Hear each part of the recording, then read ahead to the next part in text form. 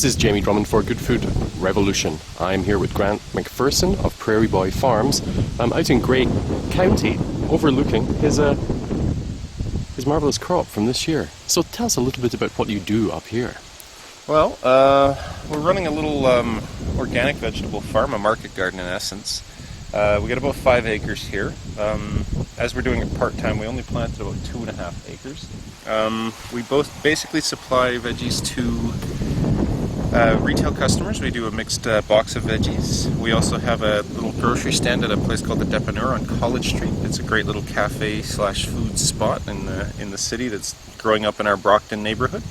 As well as I supply some of my favorite restaurants in the city. So yeah, it's been an exciting year, and a year of successes and failures, and learned a lot, and hopefully we'll take everything we've learned and bring it on to next year and do something better and bigger. This is your first year up in Grey County, but previous to that you were in Niagara, I believe. Yes, yeah, I had a little patch of land, about 1.5 acres, on the Five Rose Winery that I rented from Howie and his wife Wilma, and basically ran only tomatoes there. I tried to plant a few other things, but the heavy clay soil in the Niagara is really difficult to work with, and I didn't even get a chance to till it up until first week of June. So a lot of the stuff struggled there, but the soil up here is a lot more suited to cultivation of fruits and vegetables, is it not? Yeah, this particular patch is what's called a clay loam soil. So this is one of the optimal growing soils that you could see. And if you take a look down the field there, you'll see that the Jerusalem artichokes are, if I were to walk in there, it'd be well over my head. They're growing up 8 feet already, and they still got a month of growing. What are the main problems or issues you face when you're farming in this part of the world, when you're farming organically? The single biggest challenge is weed threats or weed pressure.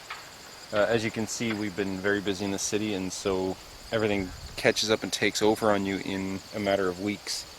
And your only methods to fight it organically are mechanical cultivation or hand pulling of weeds. Yes. So, the only pest challenge I've had up here so far has been with the potatoes, because we have Colorado potato beetle, of course.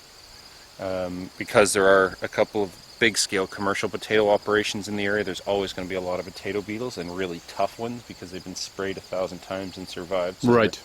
They're tough buggers. But I kind of won that battle through perseverance. A couple of weeks of hand picking them off the plants, and then their natural predators will sooner or later find them and balance them out. So if you can keep your plants alive long enough for the other beetles, the row beetles and stuff, to find them, and then they realize that, if you get one beetle who eats another beetle, and all of a sudden you got a buffet of giant beetles that they like to eat sitting there, they go to crazy, and then nature balances itself out within a week or two, and you still see a few Colorado beetles, and you still see a few of the row beetles and the other predatory beetles, but the whole thing kind of comes back into balance. So you're doing this as a kind of part-time profession right now, but you mentioned you're considering going full-time with this as of next year.